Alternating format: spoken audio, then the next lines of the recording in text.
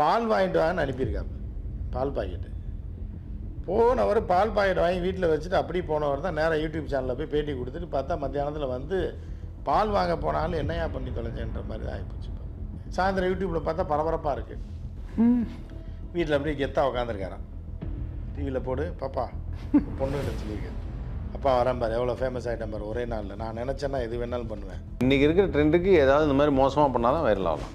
நல்லதெல்லாம் சொல்லியோ நார்மலாக பேசியோ.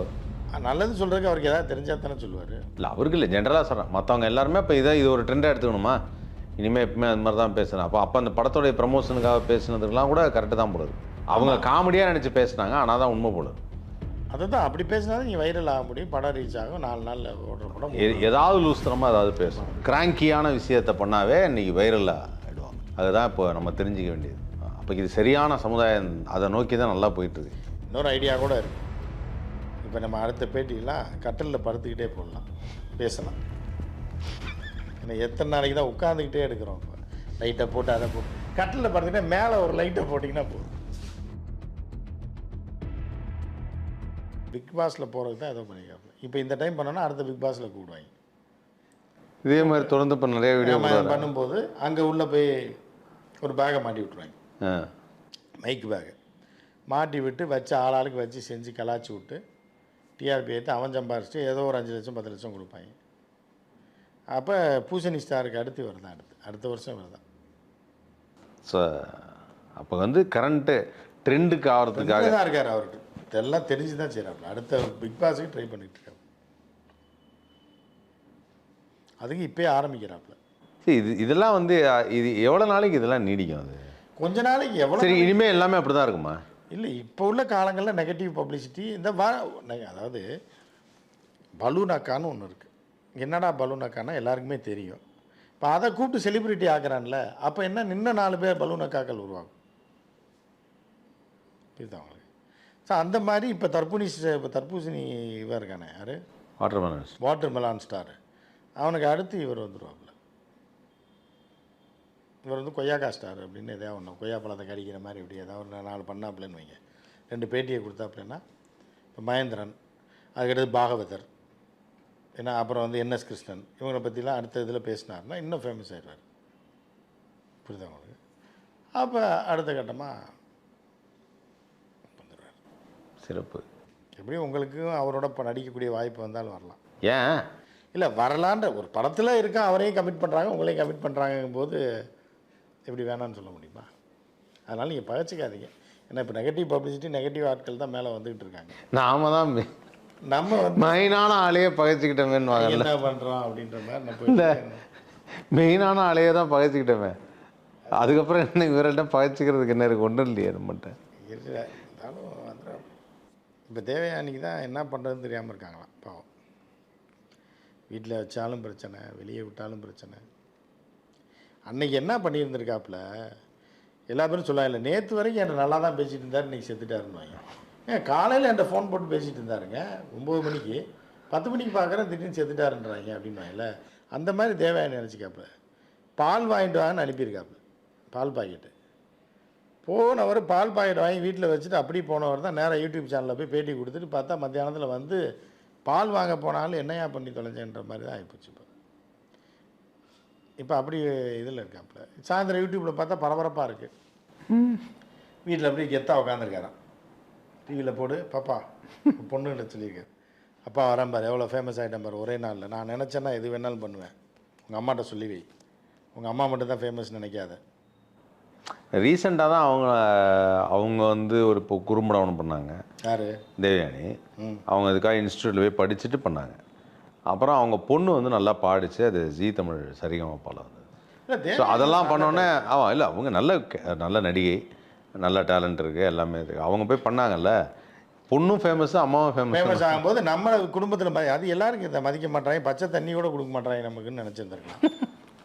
தட்டில் சோறு சில குடும்பத்தில் அப்படி தான் இருப்பேன், சும்மாவே உட்காந்துருக்க சோத்தை போட்டு திங்க மாட்டேயான்னு இருப்பாங்க. நானும் ஆகிறேன் famous, I am also busy, நான் டைரக்டரு, நீ போய் கற்றுக்கிட்டு டைரக்ட் பண்ணுறியா, நீ வந்து பாட்டு பாடுறியா, அப்போ நான் லூஸா, இப்போ கிளம்புறேன் பாருன்னு சொல்லி டப்புன்னு பேண்ட் சட்டையை மாட்டி நான் லூஸா அப்படின்னு சொல்லிட்டு பேண்ட் சட்டையை மாட்டிட்டு ஃபோனை போட்டுருப்பாப்புல ஏதாவது யூடியூப் சேனலுக்கு ஃபோனை போட்டோன்னே சார் வணக்கம் சார் என்னன்னா அவங்க பார்த்துருப்பீங்க இவர் தேவயானியோட ஹஸ்பண்ட் ஆச்சே அப்படி இருந்தால் அந்த பசங்க கொஞ்ச நாள் மரியாதை கொடுக்கணும் அவர் டைரக்டராக பார்க்கணும் தேவயானி ஹஸ்பண்ட்னா அப்போ இன்னும் வெறிய ஏற்றுற மாதிரி தானே அப்போ தான் போய் அடிச்சிருக்காப்புல அடித்து நொறுக்கிட்டு பண்ணி வைரல் ஆகிட்டார்ல. அப்போ இன்றைக்கி இருக்கிற ட்ரெண்டுக்கு ஏதாவது இந்த மாதிரி மோசமாக பண்ணால் தான் வைரல் ஆகலாம். நல்லதெல்லாம் சொல்லியோ நார்மலாக பேசியோ நல்லது சொல்கிறதுக்கு அவருக்கு ஏதாவது தெரிஞ்சால் தானே சொல்லுவார். இல்லை அவருக்கு இல்லை, ஜென்ரலாக சொல்கிறேன். மற்றவங்க எல்லாருமே இப்போ இது ஒரு ட்ரெண்டாக எடுத்துக்கணுமா, இனிமேல் எப்பவுமே அது மாதிரி தான் பேசுகிறேன். அப்போ அந்த படத்தோடைய ப்ரமோஷனுக்காக பேசுனதுக்கெலாம் கூட கரெக்டு தான் போடுது. அவங்க காமெடியாக நினச்சி பேசுனாங்க, ஆனால் தான் உண்மை போடுது. அதை தான் அப்படி பேசினா தான் நீங்கள் வைரல் ஆக முடியும், படம் ரீச் ஆகும், 4 நாளில் ஓடுற படம். ஏதாவது லூஸ்தனமாக ஏதாவது பேசணும். இப்போல்லாம் ஆடியோ லான்ச் பண்ணும்போதே அதை பண்ணுறாங்க. ஆடியோ லான்ச் பண்ணும்போதே யாராவது ரீச் ஆகும் ரீச் தானே. இது என்ன திடீர்னு பாருங்கள், இன்னும் கொஞ்சம் நாளில் நிர்வாணமாக ஓடுவாங்க பாருங்கள். யாராவது ஓடலாம், யாராவது பெண்கள் டப்புன்னு நிர்வாணமாக டப்புன்னு ஏதாவது ஒன்று பண்ணிக்கலாம், பயங்கர ரீச் ஆகிடும். இந்த மாதிரி இப்போ அதுதான் பண்ணுறாங்க. இப்போ பல பிள்ளைங்க எல்லாரையும் நம்ம சொல்லலை, பல மீடியாவுடைய மோகம் வந்து ஜாஸ்தி ஆகிடுச்சுன்னு நினைக்கிறீங்க. ஃபோன்ல மோகனில் நம்மளும் ஃபேமஸ் ஆகணும், நம்மளே 4 பேர் பார்க்கணும். இல்லை அதான் இயற்கையான ஒரு செப்பரேஷன் இருந்ததுல்லண்ணே. இப்போது ஒரு காலகட்டத்தில் வந்து காமன் பீப்புள்னு ஒருத்தர் இருப்பாங்க, அப்புறம் திரையில் இருக்கவங்கன்னு ஒருத்தர் இருப்பாங்க. அதாவது அவங்க ஒரு சைடு, இவங்க ஒரு சைடு. ஸோ இப்போ என்னென்னா இவங்களும் அவங்கள மாதிரி ஆகணுன்றதுக்காக எல்லாமே இப்போ எல்லார் கையிலையுமே ஃபோன் இருக்குது, எல்லா வீட்டம்மாவும் சமையல் எடுக்கிறாங்க, எல்லார் வீட்லேயும் டிப்ஸு சொல்கிறாங்க, எல்லாரும் இதை சாப்பிடுங்க உடம்பு காசு வருது, ரீச் ஆகுது இல்லை.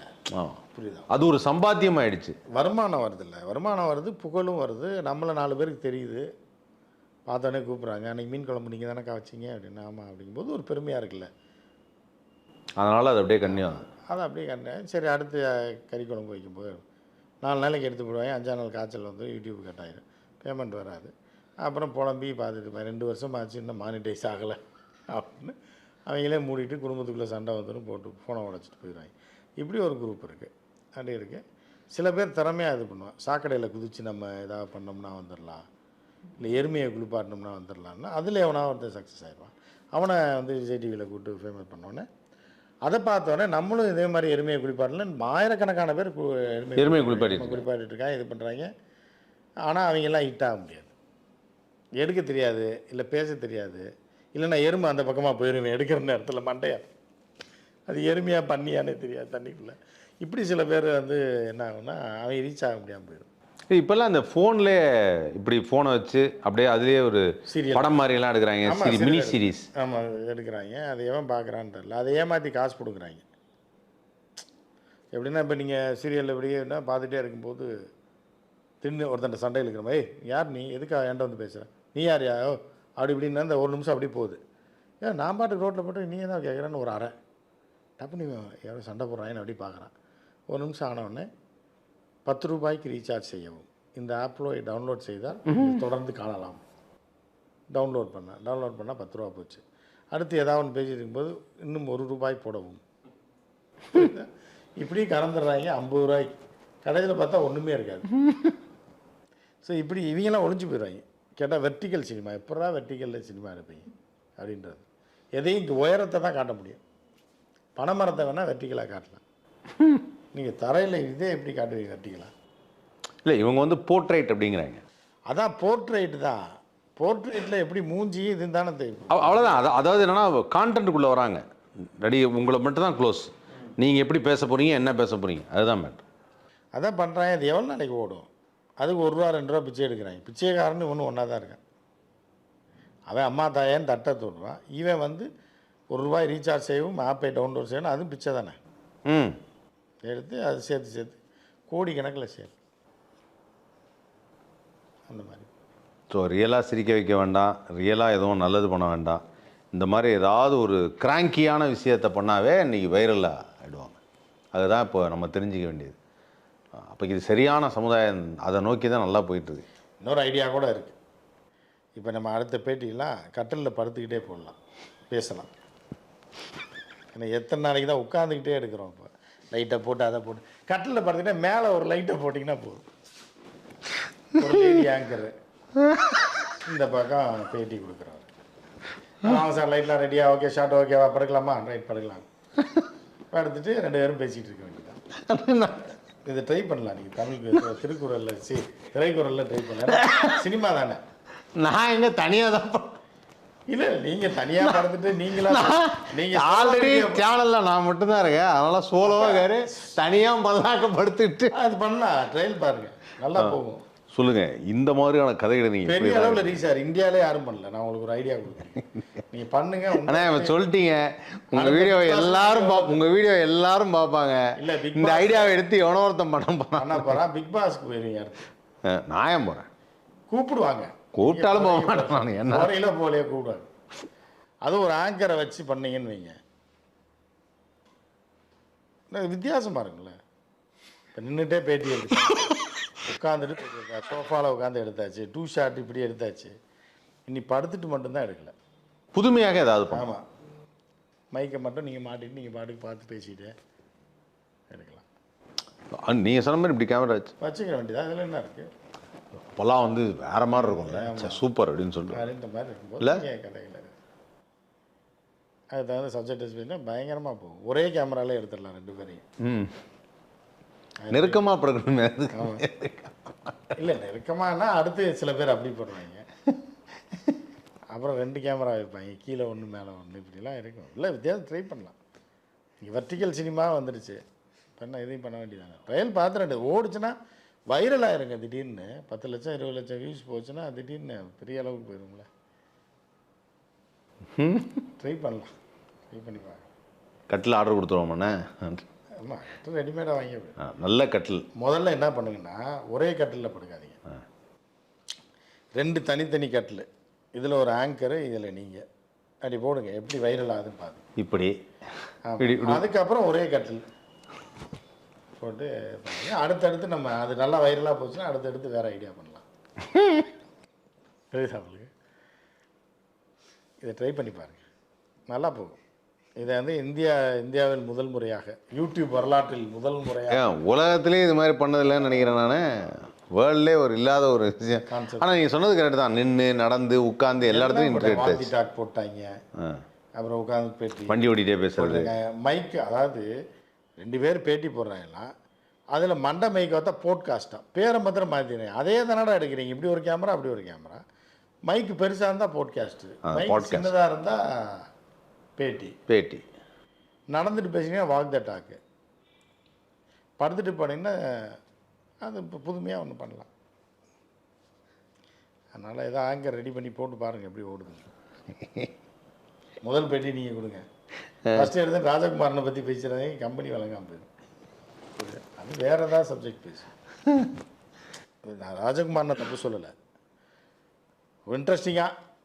இப்போ சமந்தா கல்யாணம், அதை நான் படுத்துக்கிட்டே பேசணும். ஆமாம், படுத்துகிட்டே நீங்கள் பக்கத்தில் ஒரு ஆங்கரை வச்சுட்டு பேசுனீங்கன்னா நல்லா ரீச் ஆகும். அந்த மாதிரி ட்ரை பண்ணுறேன். சரிண்ணே, நீங்கள் சொன்னால் நான் ட்ரை பண்ணி. ஆனால் புது ஒரு ஐடியாவை சொல்லியிருக்கீங்க. இதை நான் ட்ரை பண்ணுறேனோ இல்லையோ, கேட்டதில் பாதி பேர் யாராவது ட்ரை பண்ணி எடுத்து போட போகிறாங்க.